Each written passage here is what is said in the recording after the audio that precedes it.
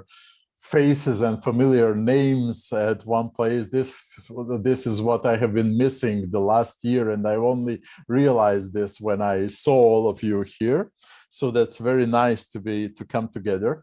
Then I have to apologize because I won't be having slides. I won't be sharing the screen. I will just say what I want to say, but I invite you to look at the addresses in the Google document and to explore them when you have the time for it, because a lot of what I will say will make more sense if you look at it, but it's better, I think, to look at it on your own time. Somebody will take longer to do it, somebody will need less time, and so on. And finally, I have to sincerely thank the colleague Petolikio, who has done a lot of work so I don't have to do it. So there has been a lot of explanation how the TEI XML works and what do we have to do, but it's, so to say, to me, it is under the hood. So like when you open the hood of a car, then you see a lot of things that you don't really understand. But actually what we want to do is get into the car and go somewhere. So I'll be showing how we can use this machinery, this system, to actually go somewhere. This will be more a philological look, but at the same thing that the colleague Petolikio has shown us. Now, I would like today to present a digital scholarly edition of a Neo-Latin text. It is an edition that I am still preparing, so it is not done yet. And I will first say what I think a digital scholarly edition should achieve, what is it for. Then I will present the initiative which provides me the framework which will support my edition. And then I will say a few words about the author of the text that I'm editing. He was a little-known Renaissance humanist at the papal court of Sixtus IV. And I will say something about the text, which is a funerary speech that was published and read quite widely in Italy and in Europe for some 10 years. Then I will show you what I planned for the edition. So what scholarly content do I want to have there, and what is already completed. The edition is still a work in progress, but I can say now that the end is in sight. And finally, I will outline some challenges that me and the publishers are intending to solve. The whole talk is not so much about what I have done or what I'm doing. In the spirit of this event, it is primarily a call for you other Neo-Latinists to undertake something similar. You will see that you don't have to be a programmer, you don't have to be a computer wizard. Most of the skills needed at the moment are philological, and you have already acquired them. You will just be using them in a slightly different way. And I hope that my talk will show that currently we actually have the infrastructure that will help us along. Just as the early humanists had printers and publishers, now we have people ready to support us in processing and in presenting what we know in the digital form. But what is actually the digital scholarly edition? If we follow the thinking of Patrick Zale, if a scholarly edition is a critical representation of a historic document, then a digital scholarly edition is actually the one which does the same. It represents its subject fully. It approaches it critically. That is, we state the rules. How do we want to process the material? How do we add information? We apply these rules rigorously, but we also do it transparently. And we make our representation both scholarly sound and at the same time accessible and understandable and usable. But the digital scholarly edition achieves all that by making full use of digital technology and media. And we do it ideally in such a way that the edition cannot be printed without losing much of its content and much of its functionality. So the digital edition is not simply what you would see in the book, only looking at it on the screen. It is something extra, something added, which will not be possible in the book medium, in the printed medium.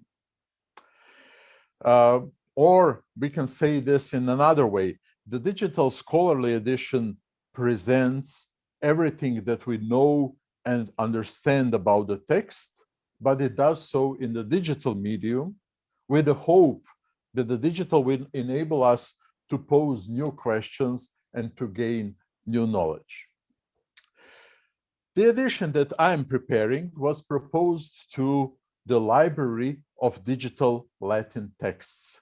You will find the address of this library in the handout.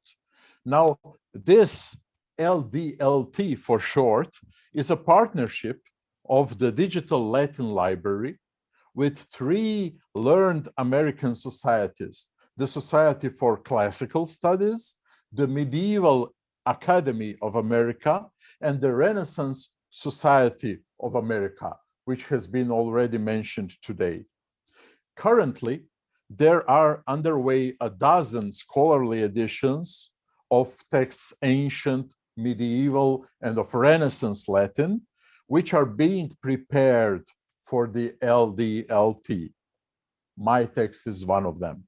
The LDLT director, Professor Samuel Husky, in December 2020 presented the partnership at the Venice Center for Digital and Public Humanities seminar. And you can watch Husky's presentation on YouTube. I suggest you do so when you have the time.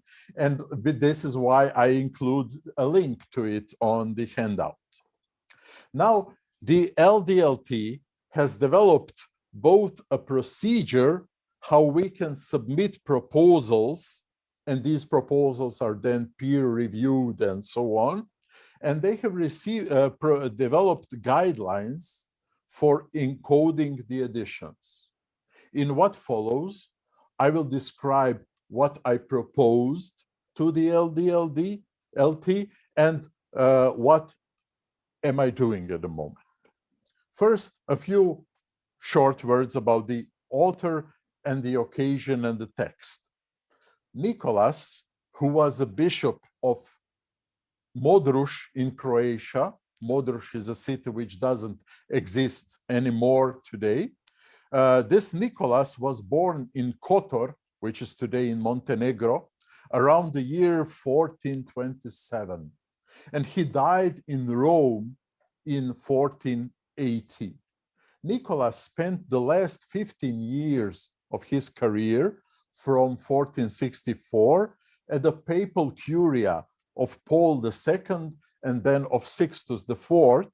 And Nicholas was both an administrator of several Italian cities in the papal state, but he was also an unofficial expert of the papal curia for the Balkan region, which was then at the moment being occupied by the Ottomans. Sometime soon after January 1474, Nicholas composed an oration for Pietro Riario, who was a nephew of Pope Sixtus IV, but Riario was at the same time the cardinal priest of the Church of Saint Sixtus.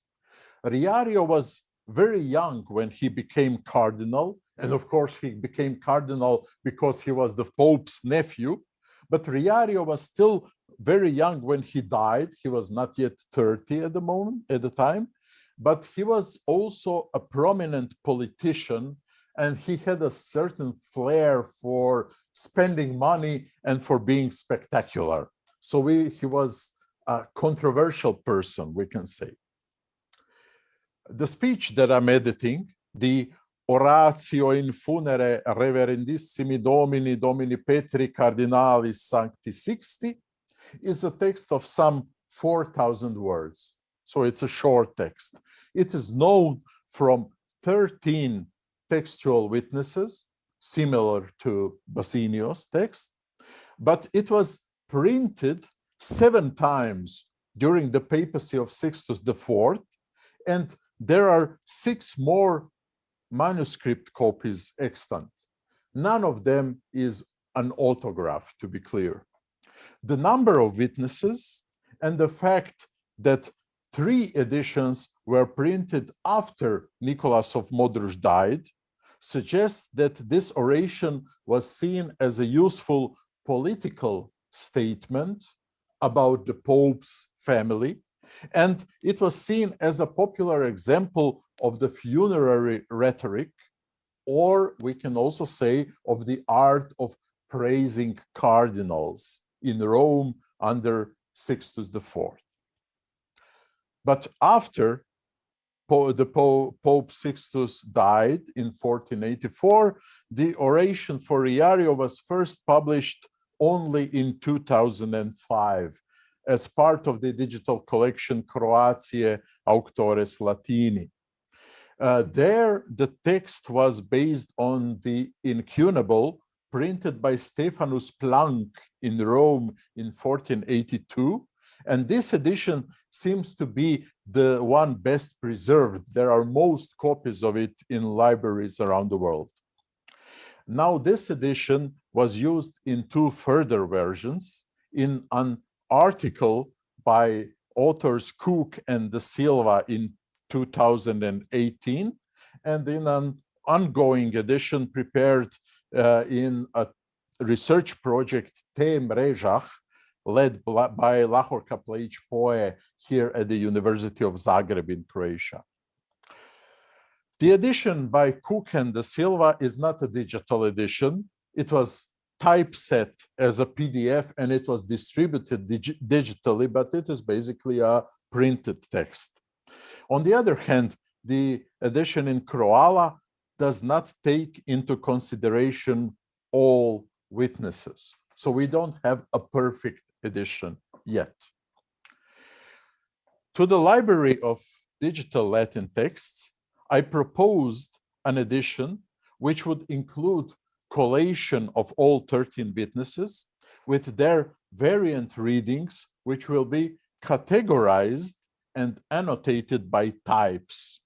I also propose to add notes on sources and on important parallel passages, and to add notes which will form a historical commentary where persons and events and places will be identified.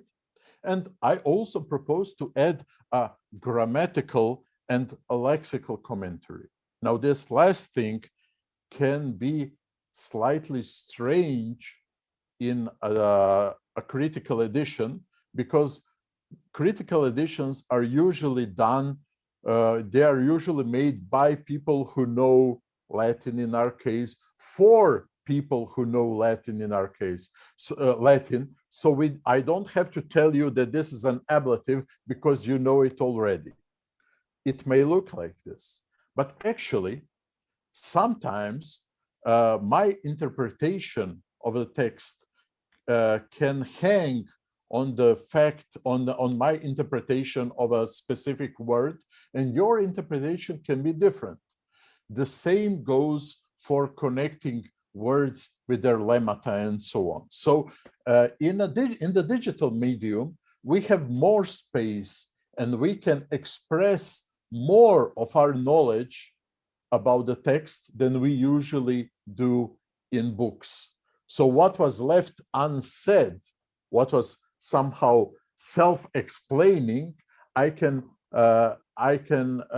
state this, I can claim that this is my interpretation, that this is an example of, this is an adjective, that this is an ablative, and so on.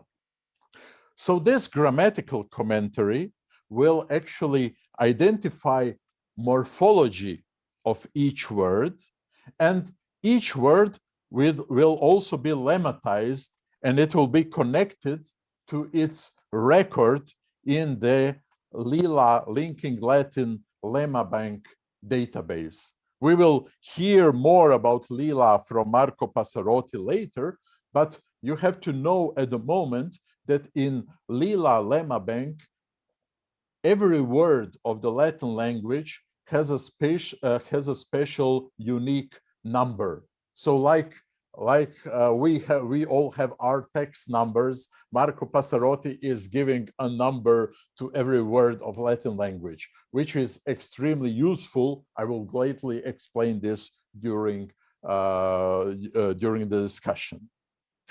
The edition will, of course, present the author, the text, and the textual witnesses in the introduction, and the principles of the edition itself will be made clear.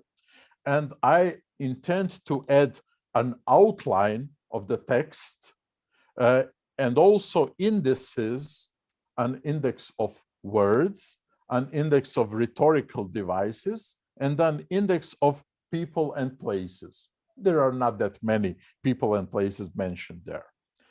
I hope that those indices and the outline will open yet another approach to the text.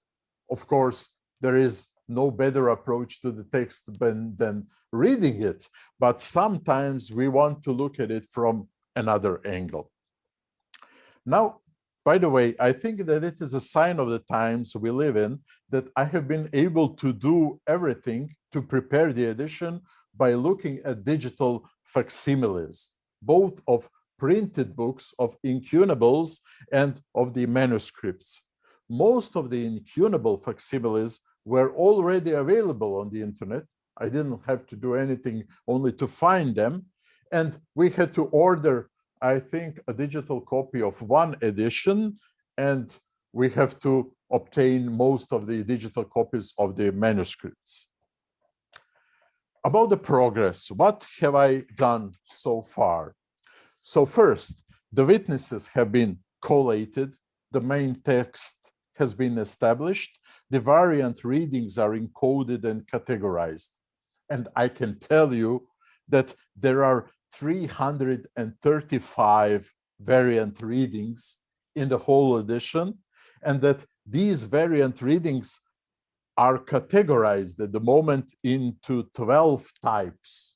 Some of those types are quite interesting because there are some readings which claim exactly the opposite than the base text. For example, where the base text reads nullis, the variant reading says multis.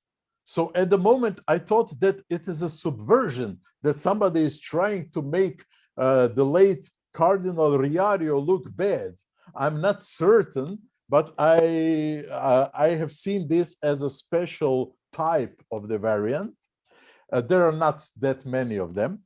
And also, one of the editions, the edition from Rostock, in several pages, simply starts adding rhetorical amplifications. They start adding synonyms, they start adding adjectives and so on. I cannot tell you why, but I mark this as amplificatio. Now, of course, this edition has been encoded in XML by following the LDLT guidelines, and the notes on sources and on parallel passages have been prepared. So we are in the process of linking the lemmata to the Lila Lemma Bank database.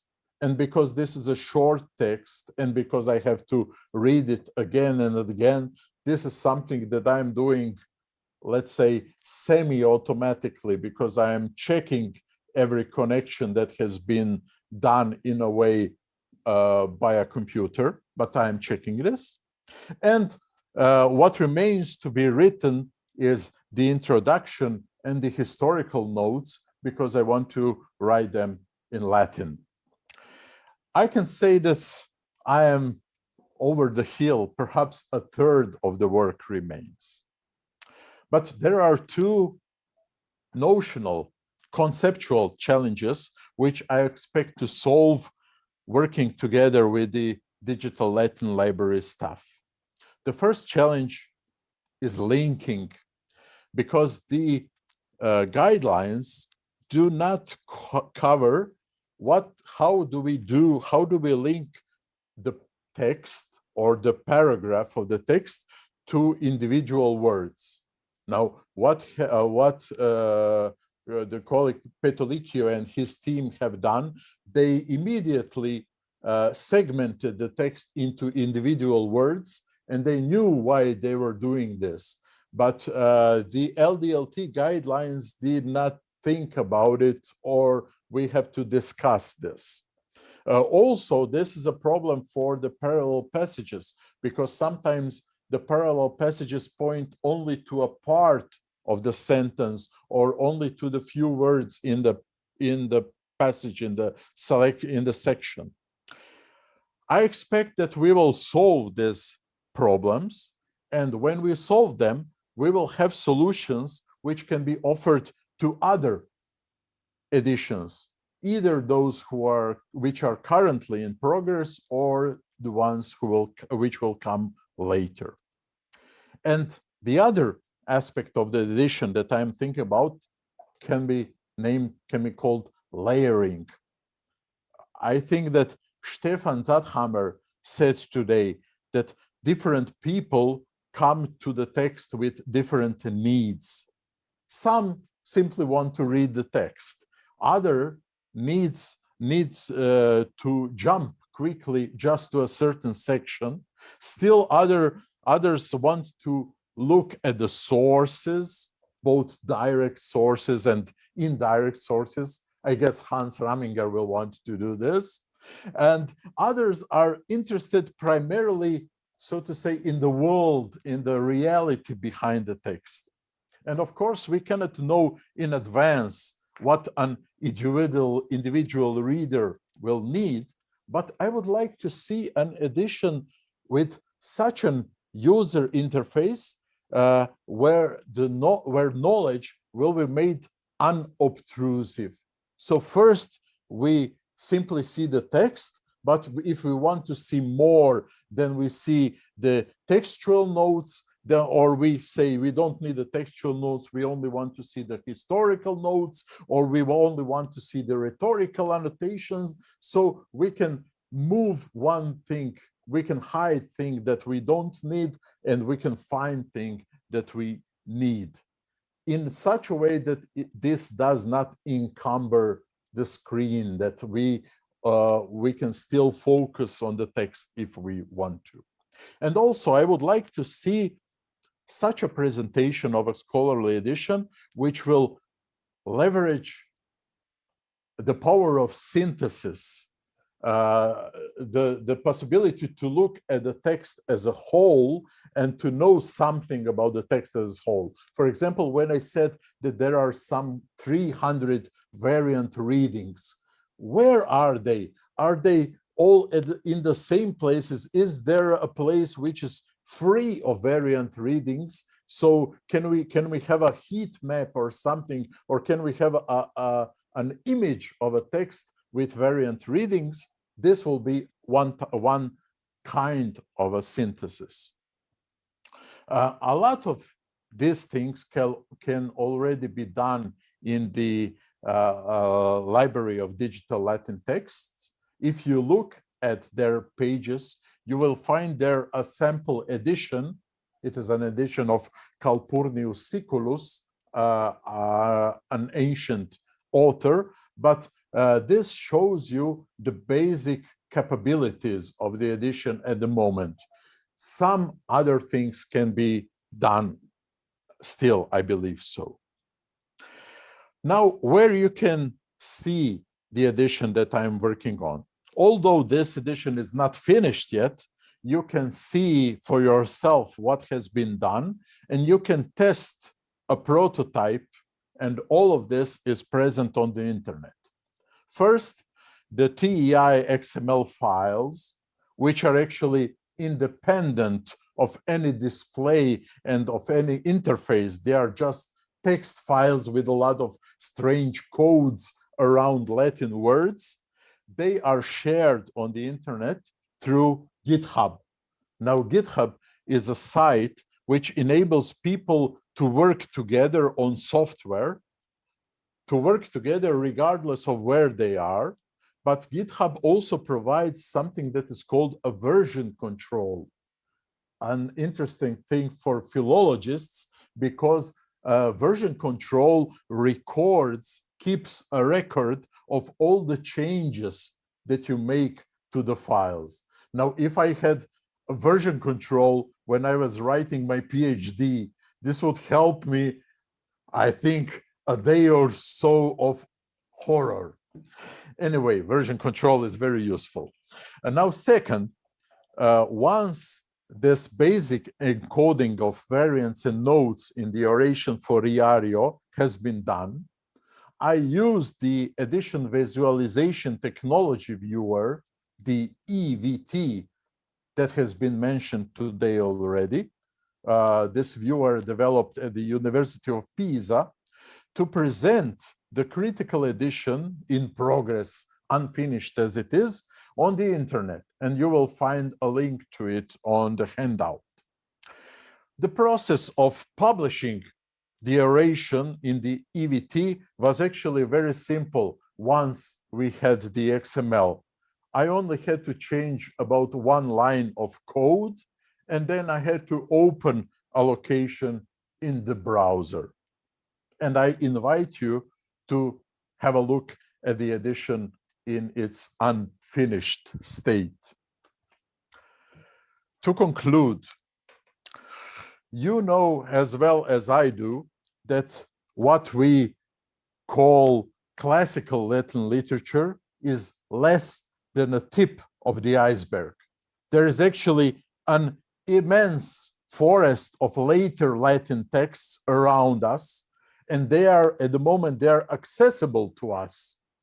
They have been written during late antiquity, in the medieval times, in the early modern period, even later. And if we would decide to tackle this forest, and we are Neo-Latinists, so we have already made this decision, I think we can do it, so to say, one tree at a time. If we want to do it one tree at a time, one text at a time, now the library of digital Latin texts is a good place to help you, because it will offer you the infrastructure, both scholarly and technological, to publish your edition. What you need is your materials, your knowledge of Latin and of the text that you are editing, and some basic understanding of the TEI XML. Here, the LDLT guidelines can be a starting point. And of course, what you need is patience, because scholarly editions do not just happen. They are built slowly and painstakingly. But in this process of building your edition, you may want to think about an idea that Samuel Husky has put forward in the video that I referred to. He said that encoding, including encoding XML, is actually a scholarly activity, because it turns what we know and what we have learned into something that can be passed on and processed further, both by machines and by humans. Thank you.